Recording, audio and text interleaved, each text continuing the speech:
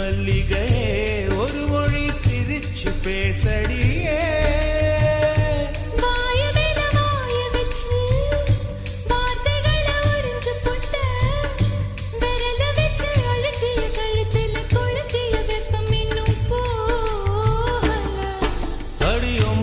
செவப்பு இல்லை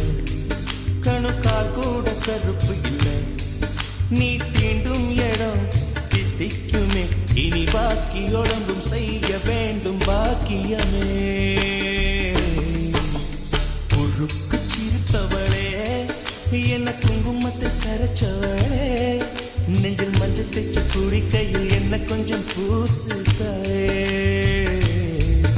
உன் கொலுசுக்கு மணியாக